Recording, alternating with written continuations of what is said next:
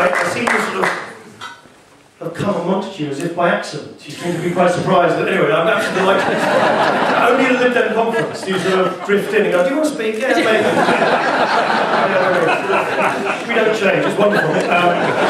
And thank you very much to the Cooperative Bank. It's really great that you're sponsoring this event. And your bank has an ethos and a set of values, the cooperative one, sorry, behind it, which I think is even more resonant, obviously, now, in the wake of the kind of broken, over-leveraged financial system, which has left such ruin in its wake in the United Kingdom. So I think what you stand for is not only popular here, as you can hear, but I think also resonates across the country. Can I also pay tribute to Andrew? It is quite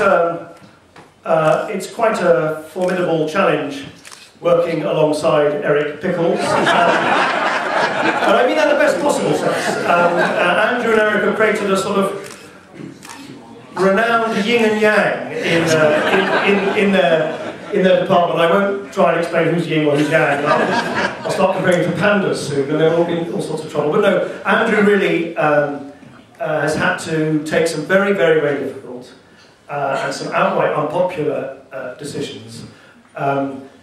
And I think he's done it with all the integrity that we know so much that Andrew possesses. We all know that Andrew is one of those great sort of pillars of the Liberal Democrat Party. And I'm going to embarrass him a little bit by going a little bit further. I personally think that Andrew played one of the most important unsung roles in the formation in the coalition in the first place. I've been sort of struck, actually, that in a lot of the accounts written about the formation of the coalition government and these very, very delicate kind of negotiations that were there, I think sometimes Andrew's extremely wise and thoughtful role in that hasn't been given the credit that it should do. So Andrew, all power to your elbow.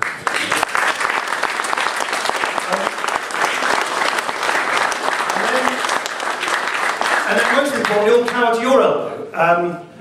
I mean, this has been a hell of a year. It's been a really, really, really tough year. And believe you me, I know what it's like when you, as a Liberal Democrat, have been going out week in, week out, month in, month out, year in, year out in your ward, knocking on doors, delivering leaflets. And let's face it, for years, we were the sort of universally inoffensive party. And then suddenly we almost became the universally offensive party. And it wasn't nice. You know, we are decent people with decent values who do what we do for decent reasons. And before we went into government, maybe the worst reaction we could expect on the doorstep was a sort of indifferent shrug of the shoulder. But most of the time, we were met with a smile. People would listen to us. They might or might not vote for us, but they were prepared to hear us out. And then suddenly people were shouting at us. And we were subject, I believe, to be one of the most disgraceful campaigns of vilification and distortion by our opponents, particularly the Labour Party, particularly the trade unions, in the May elections. And it hurt. I'm sure it hurt every single one of you as human beings, and boy, it hurt us politically. And we have lost really cherished friends and colleagues in what happened in May. And it's left the party reeling, of course it has. I just think, you know, I don't want to leave you in any doubt that I know that this has been extraordinarily difficult. And I wish I could tell you that, you know, we just have to announce this, or apologise for that, or issue press release X, or pass law, and everything will be all right. It's not going to be as simple as that. I think it is an entirely recoverable position. In fact, more than that, I personally believe that with a bit of luck, and if we play our cards right, by 2015, we could emerge as the party addressing the millions and millions and millions of people in this country who want a party that believes in a strong economy and a fair society, and doesn't believe people should be insulted by somehow making a choice between one or the other. For years in this country, we've had the left saying we're going to look after ordinary families but we'll bankrupt the economy. And the right saying, well, we'll sort out the economy but we won't look after ordinary families.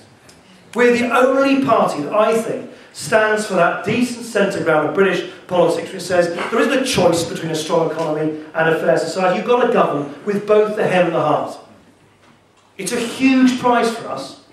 And I know it's fashionable to be immensely pessimistic about our fortunes. I genuinely think we can bounce back much, much, much stronger, not only than we were before, but much stronger than many people now imagine.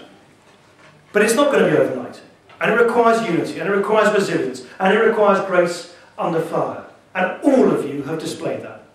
And I think all of you know what I know, which is that if we don't go out and tell people what we're doing, if we don't go out and explain the dilemmas that people like Andrew face, if we don't go out and explain, as Andrew did, that yes, there are very difficult cuts today, but there's also the vision of a completely new approach to local government, in which councils will be able to borrow money they couldn't before, run services they couldn't before, have influence over health services they couldn't have before.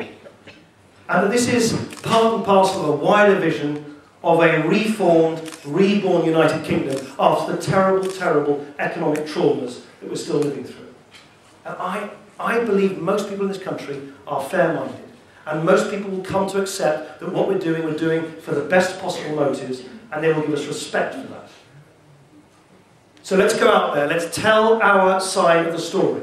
Don't let your opponents define our side of the story. Go out and knock on those doors, deliver those leaflets, and I'll be with you every step of the way, and wish you all the very, very best of luck.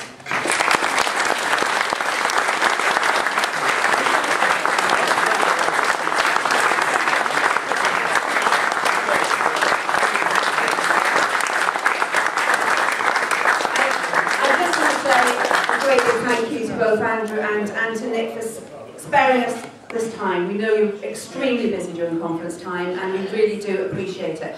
I was asked by TV on the way in, they were interviewing people on the way in, and the question was very simple. It was, what can Nick Clegg do to stop the terrible disaster that we had this May, next May?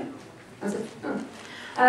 Well, he needs to instill confidence into our campaigners and councillors that they can get out there and do it, that they can go out and speak to people and have something that they're proud to talk about. And I think that's exactly what you just said now today. And it's instilling, and that's what we try to do here in ALDC, is instilling that confidence, looking for all the people that have done the good things, the people who've won seats, and say, it is possible, it's hard, but it's possible, and we've got to do it. And that's what we'll be doing, because we know that this local government base is the base of this party.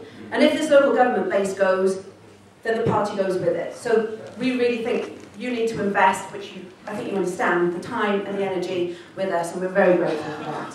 So thank you very much indeed. And we'll go now, do we? Right. I'm being dismissed.